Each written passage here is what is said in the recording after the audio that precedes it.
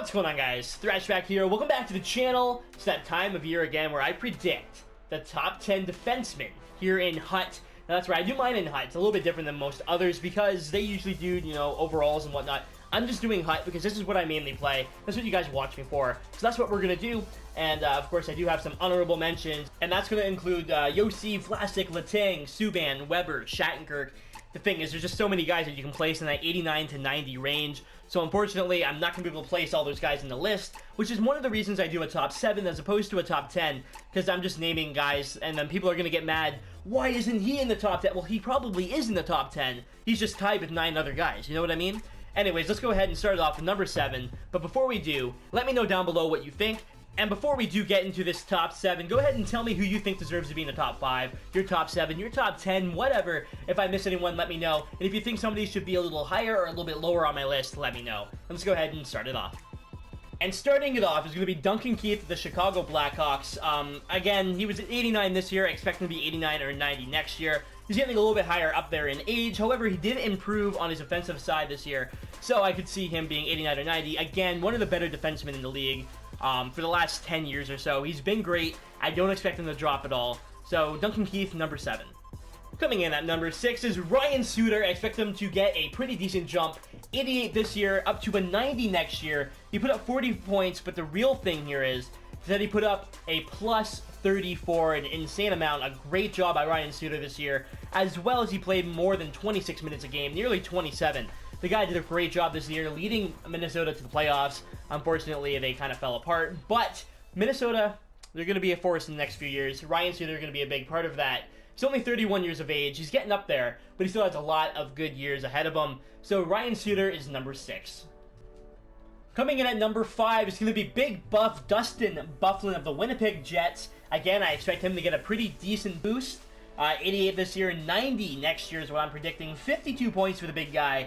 But the one thing I think is going to drag him down a bit is going to be his discipline and his defensive awareness. Not saying he's bad at defense at all, but 117 penalty minutes this year. That's a lot. He did play 27 minutes a game. He's definitely going to get a big boost, especially because he's so big and plays so physically. He'll be up there, 90 or 91 for Dustin Byfuglien.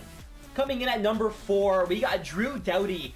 He's a lot younger than I thought he was, which is why I keep him so high on the list. He got a 91 this year, probably a 90 or 91 next year as well. The thing with Drew Doughty is he's a perfect all-around defenseman. He can put up some points, as he did put up 44 this year, and he's also great defensively. He can use his body too. So, I mean, he's a really good young defenseman. I expect him to stay where he is at 90 or 91 overall. And let's get into the top 3 here. Getting a huge boost from 88 to 91 is going to be Victor Hedman. Definitely a top 3 defenseman. He's proved it the last few years, and he deserves to be there. Really big guy, just like a few others on this list, but the difference between him and someone like Byfuglien is that Hedman does not take penalties, and not to mention, can I just say, he blocked 132 shots this year. That is absolutely unreal. Victor Hedman, a great two-way player. He also put up 72 points, second in defensive scoring, only behind Brent Burns. Victor Hedman, my number 3 pick, on to number 2. Coming in at number 2 is going to be Brent Burns of the San Jose Sharks. You guys know he had an outstanding start of the year. He didn't finish as well, but don't get me wrong, he still had a great year. 76 points, led all defensemen. He had the most goals by defensemen and 6 game-winning goals. Plus, he blocked 142 shots. The guy is unreal. He's got a big body, a heavy shot. He's great defensively, anywhere on the ice, and be effective. And that's why he's my number 2 pick at 91, maybe 92 overall. But you all know who number 1 is going to be. Let's go get into his situation. Number 1, Erik Karlsson. I don't think anyone was going to dispute that either. Erik Karlsson, another outstanding year. He's proved year in and year out that he is the best defenseman in the league. And I'm going with Erik Karlsson as my number 1 guy. 71 points. He was a plus 10. 18 more points in the playoffs. And he blocked over 200 shots. It's more than 2 shots a game. The guy is outstanding. He does a little bit of everything. Not the most physical defenseman, but I think his offensive stats are going to help make up for that in the NHL ratings. Erik Karlsson, my number 1 defenseman. And again, these are all in HUT, so their stats and their ratings are going to be a little bit lower than in GM mode. So in reality, he could be a 93 or a 94. I'm placing him at a 92 just here in HUT.